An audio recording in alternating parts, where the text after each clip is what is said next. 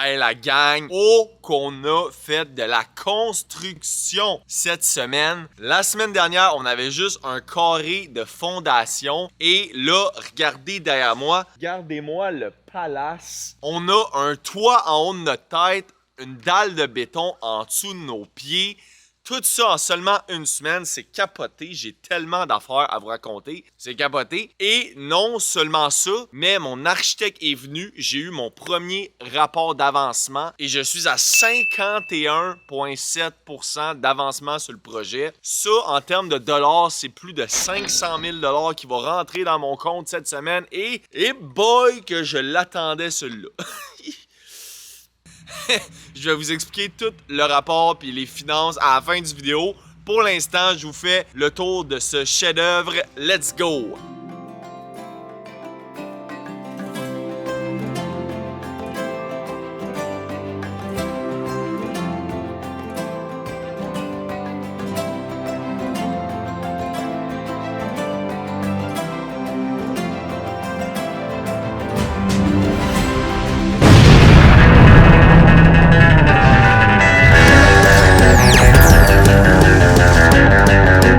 Alright, on a commencé la semaine lundi. Ben oui, toi, on a commencé la semaine lundi en finissant les murs du deuxième étage et sans perdre de temps, on a commencé à assembler notre toit. Là, moi, j'avais cédulé mon couvreur pour le bardeau mercredi.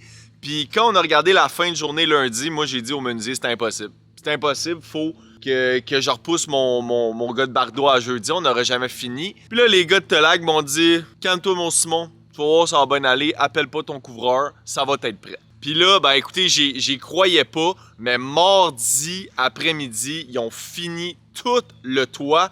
Écoutez, je pense qu'ils ont fait le plywood du toit au complet en 3 heures. C'est des maudites machines. C'est des malades. C'est des malades, des vrais gars de rough.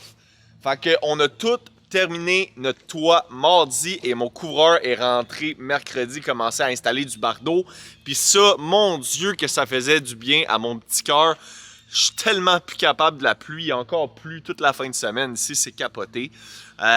Mais là, avec un toit, fini les problèmes de pluie. Donc ça, c'est malade mental. Aussi, vous remarquerez derrière moi, on a une petite boîte bleue. Ça, on appelle ça un container. C'est pour mettre des déchets. Et j'ai fait une méchante belle job de clean-up en fin de semaine.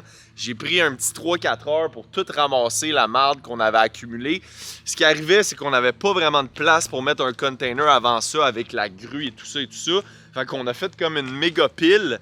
Puis ben là, moi, j'ai ramassé la méga pile. Là. Fait que c'était bien le fun, mais là, je me sens mieux. Tu sais, je suis un gars propre. J'aime ça quand c'est propre. Puis là, je me sens mieux. Autre grosse affaire qu'on a faite cette semaine, c'est que vendredi, on a finalement coulé notre béton après beaucoup d'attentes. On a finalement une dalle de béton sous nos pieds. Donc, vous pouvez voir, on a fait tous nos balcons ici. Je les ai même décoffrés en fin de semaine. Donc, on a des balcons, sont beaux, sont solides. Et dans les logements, regardez-moi ça, comment c'est le fun. Un beau plancher droit. La coulée, c'est super bien fait. On a commencé ça tôt, vendredi matin à 7 h. Les gars, ils commençaient à verser du béton dans tous les logements, à l'étendre un logement à la fois. Puis on travaillait jusqu'à peu près 5 h du soir. À la fin, ils faisaient des passes à l'hélice pour vraiment venir bien flatter le béton pour qu'on ait une belle surface lisse comme on a présentement. Puis ça, c'est très important parce que moi, ici, je vais mettre un plancher de vinyle collé. Et ça, ce plancher-là, bon, ben c'est juste collé. Donc, les imperfections, il faut vraiment que le béton soit beau, sinon, ça va se voir. Fait que là, ici, on est dans le deuxième logement. Regardez-moi ça, moi, je capote, c'est le fun. Hey, écoutez, j'avais tellement hâte parce que maintenant, ben, ça travaille bien mieux. On a une belle surface plate en dessous de nos pieds.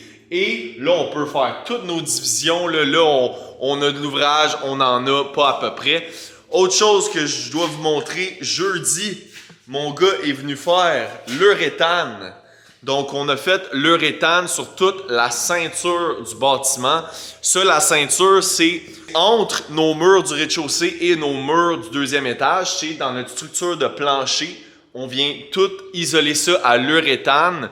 Donc, ça a été fait. Une autre étape de fait, bien entendu.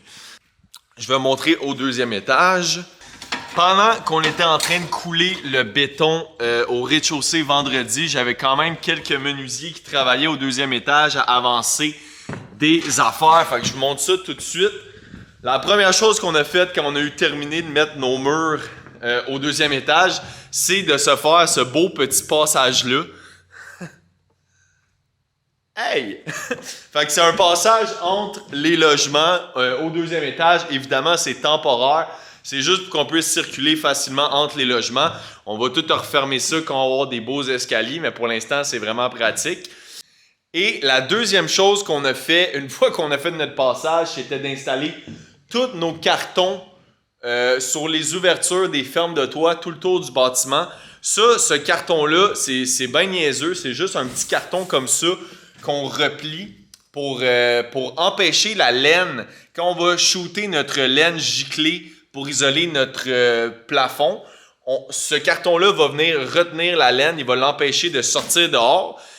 Mais en plus de la façon qu'on l'a plié, il laisse un espace d'air pour que l'air puisse circuler du soffit jusque dans l'entretoit, parce que c'est très important que notre entretoit soit de la même température que l'extérieur. Pourquoi? Parce que s'il y aurait un changement de température entre les deux, ça créerait de la condensation. Quand le chaud rencontre le froid, ça crée de la condensation. La condensation, c'est de l'eau. Puis de l'eau, ça crée de la pourriture. Donc, c'est pourquoi c'est très important que notre entretoit soit bien ventilé avec des ouvertures sur tout le périmètre, avec notre soffit et avec des maximums en haut qui fait que l'air circule et que la température reste pareille à l'extérieur comme dans notre toit. Très important. Ça, by the way, j'avais oublié de mettre ces petits cartons-là à ma première construction, mon premier Siplex. Puis quand mon gars de laine est arrivé, il m'a dit « Qu'est-ce que tu fais là? Il n'y a pas de carton sur tes soffits. » Il a fallu que je cours au magasin, que je les installe en panique. Ça a été une bien belle journée. Mais là, évidemment, on apprend. On les a pas oubliés. Puis là, j'ai des meilleurs menuisiers qui travaillent avec moi. Donc, évidemment, on ne l'a pas oublié. Autre chose à vous montrer, ce logement-là, contrairement à l'autre, lui, il est prêt. On a tout installé notre polythène avec nos forens. Donc, il est prêt à recevoir notre isolant giclé. Mais on ne le fera pas tout de suite. Là, on va faire ça beaucoup plus tard, une fois que toutes nos divisions et toute notre mécanique de bâtiment est faite. Mais lui, regardez-moi comment c'est beau. Wouhou! Lui, il est prêt. Autre chose à vous montrer ici, j'ai mon sheeting noir. Ça, c'est comme des petits panneaux de carton noir un peu mou, du Tentes qui appelle aussi. Et ça, on va mettre ça à la grandeur des planchers sur tout le deuxième étage. Pourquoi? Parce qu'on n'a pas terminé avec notre béton. Je vais aussi couler 1,5 pouce de béton à la grandeur du deuxième étage. Ça va aider avec l'insonorisation entre les étages. Je veux pas là, de commentaires de locataires comme quoi il entend les enfants jouer au deuxième étage. Fait que je m'achète la paix avec ça. Et là, regardez, ça c'est notre deuxième passage. Et voilà, c'est tout ce que j'avais à vous dire sur la construction cette semaine. La semaine prochaine, les gros upgrades qui s'en viennent, c'est nos fenêtres. On va recevoir toutes nos fenêtres et nos portes extérieures jeudi qu'on va installer. On va couler notre 1,5 pouce de béton à grandeur du deuxième étage vendredi. Et évidemment, on va avancer des divisions intérieures, tout ça. Donc encore une semaine mouvementée, semaine de 4 jours, parce que lundi c'est férié.